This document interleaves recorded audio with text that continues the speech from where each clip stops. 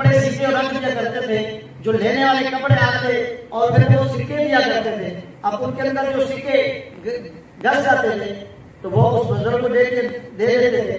وہ یہ سمجھتے تھے کہ یہ بزرگ ہیں، انہیں پتہ نہیں چلتا کہ یہ کھوٹے سکے ہیں، وہ ان کے اندر ملا کے دے دیا کرتے اور وہ بھی جو ہے قبول کر کے رکھ دیا کرتے، ان کو کپڑے واپس دے دیا کرتے. اب اس طریقے سے چلتا رہا. ایک دن ایسا ہوا کہ وہ ان کا بیٹا کھڑا ہوا تھا دکان پر اور وہ بزرگ نماز ادا کر رہے تھے. اب وہ ایک شخص آیا کپڑے لے کر، انہوں نے آگے پیسے دیے، کچھ سکے دیے ان کے بیٹے کو، اور وہ بزرگ صاحب کھڑے نماز پڑھ رہے ہیں. تو ان کے بیٹوں نے دیکھا کہ حضرت یہ کیا ماجرا ہے، یہ تو کھوٹے سکے ہیں، یہ نہیں چلتے. تو انہوں نے کہا آپ کیسی بات کر رہے ہیں، آپ کے والد صاحب کو ہم دیکھ کے جاتے ہیں. اب وہ کھڑے نماز کے اندر سماعت فرما رہے ہیں. تو بیٹے نے کہا مجھے والد صاحب کا نہیں پتا، وہ بزرگ ہے، مجھے نہیں پتا ہوگا، لیکن مجھے تو پتا ہے کہ یہ کھوٹے سکے ہیں، تو لہٰذا یہ نہیں چلتے، میں یہ وصول نہیں کروں گا. آپ نے لگتا ہے میرے آپ کو بے وقوف بنایا ہے، یہ کھوٹے سکے آپ دے کے جاتے ہیں اور پھر میرے ابو جان رات کو پھر یہ کھول کے دیکھتے ہیں، اس کے اندر جو کھوٹا سکہ ہوتا ہے پھر وہ گھوڑے پر بیٹھتے ہیں اور جا کے دریا میں بہا آتے ہیں. اب یہ اس بچے کا کہنا تھا.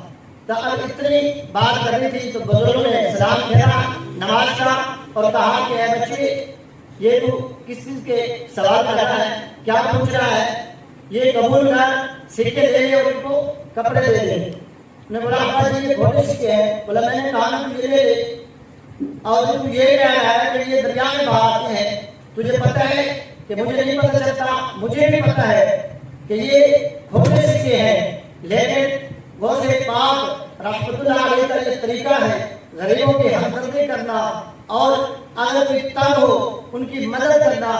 تو میں یہ ان کے نقشے قدم پہ چلنے کے لیے یہ طریقہ اختیار کر رہا ہوں تاکہ جو اللہ کے ولی آج تک آئے ہیں یہ آتے رہیں گے، تاکہ ان کے نقش قدم پہ چلنے کا مجھے ثواب حاصل ہو جائے. مجھے بھی علم ہے کہ یہ کھوٹے سکے ہیں، لیکن تو جانتا ہے کہ وہ میں دریا میں کیوں ڈال جاتا ہوں. میں دیکھتا ہوں جب کھول کر وہ کھوٹے سکے ہوتے ہیں، پھر میں یہ چاہتا ہوں، یہ سمجھتا ہوں کہ اگر میں نے اس طرح یہ کھوٹا سکہ نہیں دیا، پھر یہ جب کھوٹا سکہ لا کے کسی اور کو دے یا کسی غریب کو دے یا کسی اور دکاندار کو دے اور وہ اسے لے جس کو پتہ نہ چلے کہ یہ کھوٹا ہے، تو یہ نقصان اس کا ہوگا.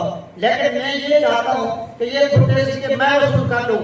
ہمارا تو گزارا ہو ہی رہا ہے، ہمارا تو گزارا ہو ہی رہا ہے، لیکن کسی اور مسلمان کو تکلیف دینے سے بہتر ہے کہ یہ کھوٹے سکے ہم قبول کریں. ہو سکتا ہے اللہ تعالیٰ کسی کھوٹے سکے کے صدقے ہماری کوشش کر دیں.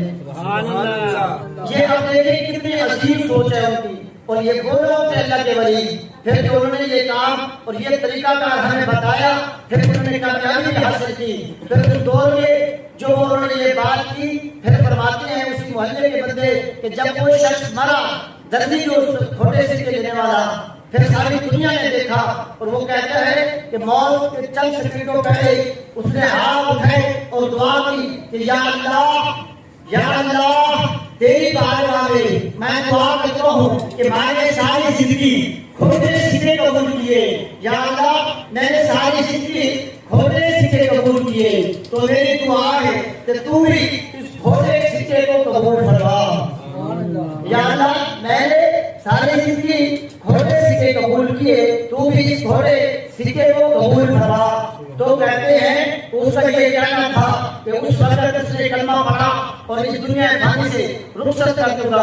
تو دوسرے دن اس کا بیٹا کیا دیکھتا ہے کہ وہ بزرگ جنت کے محلوں کے اندر سیر کر رہے ہیں.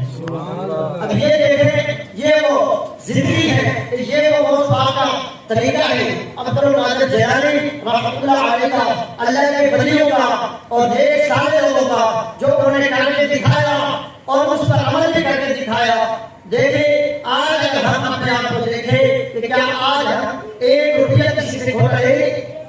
اپنی زندگی کے اندر دیکھیں کیا ہم نے کرتی ہے، کوئی پیسوں کی کرتی ہے، جزات کی، مال کی، کھانے پینے کی. الحمدللہ ہر بات اللہ تعالیٰ کے ہر نعمت سے ہمیں نوازا ہے، لیکن ہم 1 روپیہ کھوٹا نہیں لے سکتے. تو یہ وہ اولیاء کرام ہے، اللہ کے بزرگ ہیں جو پیارے آقا علیہ علیہ السلام کے نقشے قدم پر چل کے دکھایا، پھر اس پر عمل کر کے بھی دکھایا، تو ہمیں بھی چاہیے کہ اسی کے مطابق ہم زندگی گزاریں، تو پھر ہم کہہ سکتے ہیں کہ ہم 11ویں والے ہیں، پھر ہم کہہ سکتے ہیں کہ ہم 12ویں والے ہیں، پھر ہم کہہ سکتے ہیں کہ ہم صحابہ کرام کے نقشے قدم پہ چلنے والے ہیں۔ لیکن ہر صرف قسمیں کھائیں لیکن اس نقشے قدم پر عمل نہ کریں، ہم نماز نہ پڑھیں، یا آزاد ہو رہی ہم بازاروں کے اندر موجود ہیں، لیکن پھر ہم کہیں کہ ہم پیارے آقا علیہ السلام کے نام پر ہم مر مٹنے کے لیے تیار ہیں، تو یہ ہمارا جھوٹا وعدہ ہوگا، سچا نہیں ہوگا، کیونکہ جو انہوں نے طریقہ بتایا وہ صرف ہم نے نام کے لیے وہ طریقہ رکھا ہے، اگر وہ کام کے لیے رکھے پھر ہماری زبان کے اندر آپ تصویر دیں گے، پھر ہمارے گھر کے اندر فریضوں پر کام دیں گے، ہمارے گھر کے اندر کبھی کوئی بے برکتی، گھر کے اندر کوئی بیماری نہیں آ سکتی۔ تو اسی طریقے سے پھر وہ کہتے ہیں کہ اولیاء کرام کچھ نہیں دینے والے، ان کے پاس علم نہیں ہے، تو اس کے اندر میں آپ کو یہ بتاتا ہوں کہ حضرت خضر علیہ السلام کا واقعہ، اس کے بعد انشاءاللہ میں پھر اختتام کروں گا کہ حضرت خضر علیہ السلام کا واقعہ، حضرت موسیٰ علیہ السلام کا واقعہ ہے، 15 سپارہ ہے، سورۃ الکہف ہے۔ اللہ پاک نے ارشاد فرمایا وَإِذْ قَالَ مُوسَىٰ لِفَتَاهُ لَا أَبْرَحُ حَتَّىٰ أَبْلُغَ مَجْمَعَ الْبَحْرَيْنِ أَوْ أَمْضِيَ حُقْبًا۔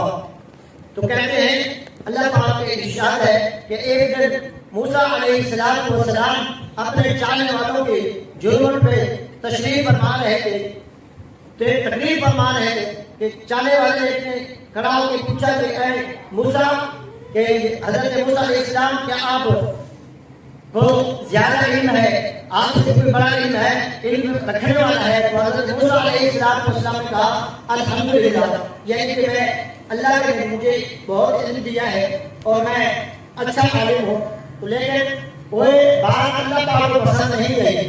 اللہ پاک نے کہا